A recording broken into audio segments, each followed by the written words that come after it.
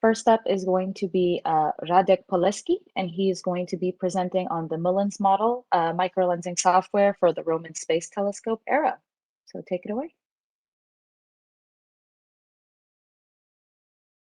Hi, I hope you can see my slide and you can hear me. Yep, Yes, you're we good. can. Okay, so I want to tell you about MulensModel, which is a software really aimed at a time when the Roman Space Telescope data will be available. So let me first say a few words about Nancy Grace Roman Space Telescope, which is the full name of the telescope. Formerly, it was called WFIRST. It was highly ranked in NASA 2010 decadal survey. Currently, it's in phase C, and it's planned to be launched in more or less 4 years. It has near-infrared camera with field of view of almost 0.3 square degrees, which means it's 100 times larger than the field of view of Hubble Space Telescope. And one of the key programs that are planned on Roman is a microlensing experiment, meaning looking at 6 fields towards the galactic bulge. So 6 times 0.3 means we're almost at 2 square degrees. And these 2 square degrees will be observed with 15-minute cadence for 70-day-long campaigns. And there are plans to have 6 such campaigns over the whole Roman mission, which means more than a year of continuous data, if you think that way, and thousands of images taken by Roman. Okay, so that's a short introduction to Roman, and now a short introduction to microlensing. So here is an example light curve of a microlensing event simulated to be observed by Roman. So you have data points, many of them in 2 different bands, and you have simple point source, point lens model. Sometimes in such signals, such events have additional anomalies like the one shown here. It's quite short one, so we have to zoom in, and here's scale in days. You can see that this particular simulated anomaly lasts just a few hours. And has amplitude of only 0.15 magnitudes. These are near-infrared magnitudes, 22 almost, so it's quite faint object. Such anomalies on these simple light curves are the signals produced by planets.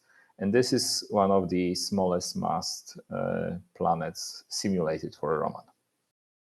Okay, so I want to show predictions of what really Roman will do in comparison to what we knew before and what we know now. So here's a plot of same major axes on the x-axis and planet mass in Earth masses on the y-axis, and both are in logarithmic scale. So now I'm showing the images of 8 planets of the solar system. I'll add 3 large moons to that.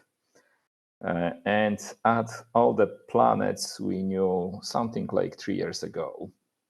So the red points are the planets discovered by Kepler mission, and all the black ones are discovered using all other methods and all other sources of data.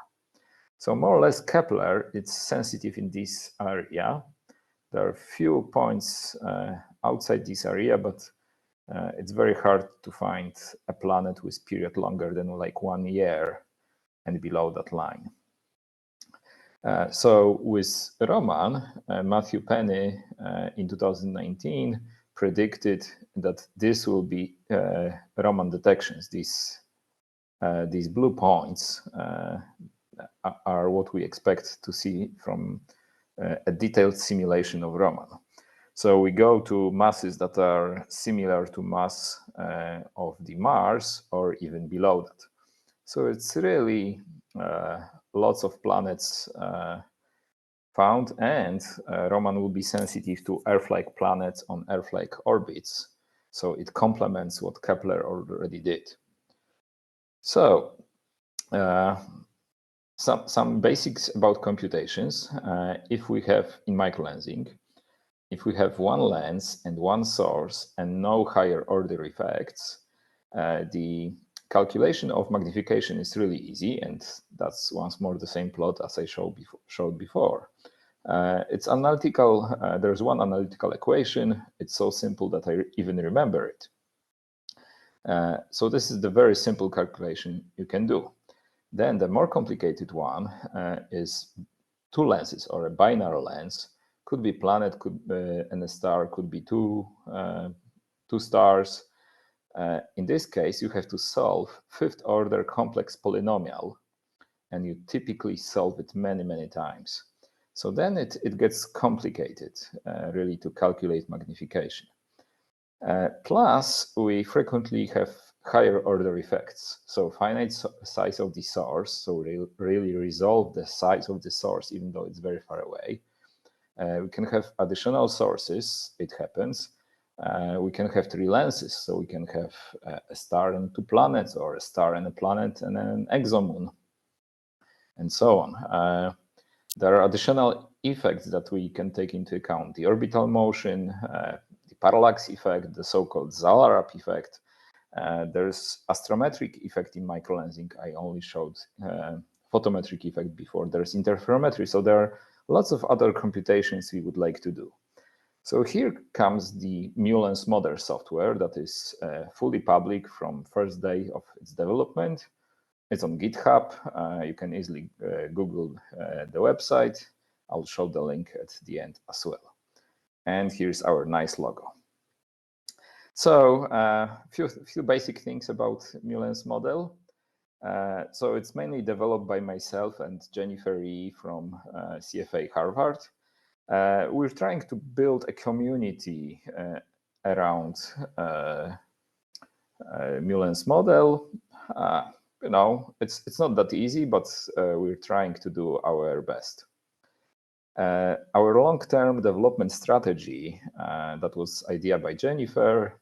Early on, we knew that we have to spend like a month or two doing heavy coding, but then we want to develop it for a long time. So we decided to have each week a 2-long hack session. What it gives us is that we can really focus on our main tasks, and if we need to develop something more for MulensModel for our own research, we do it. But still, the code gets at least 2 hours each week. So for us, this mode of operation really works well. And we try to use use cases. So here's a simple comparison what developers frequently mean and what users really do. We really use our software, and we're trying to develop it based on the use cases and API to be really to reflect what users want. Okay, some more details about MulensModel.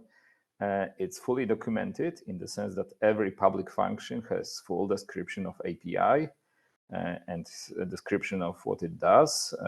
There are examples, there are use cases, there are some tutorials, and we reply on GitHub on any issues and discussions raised there. We state scientific and coding conventions, and we really try to follow them as much as possible. So for coding, yesterday PEP8 was mentioned. Yes, we also use PEP8. Semantic versioning is another thing that we do. There are possibly a few others that I do regularly, but I cannot come up with right now. We use automatic testing, and I think it's very important. I checked today that currently the tests cover 72% of our code. I know it's not perfect. Still, nobody is perfect. We're trying to do our best. Our code uses calculations of magnification that are coded by other people and are in other packages. Most importantly, the VBBL library. See the next talk that will be given by Valerio. So if somebody comes up with good algorithm to calculate magnification for triple lenses, for example, we'll easily include that. And we're really working on it right now. Our code has no built-in fitting routine, so we force the users to choose the method for fitting, either multi-nest or MC or SciPy.optimize or whatever they want. But you have to choose one.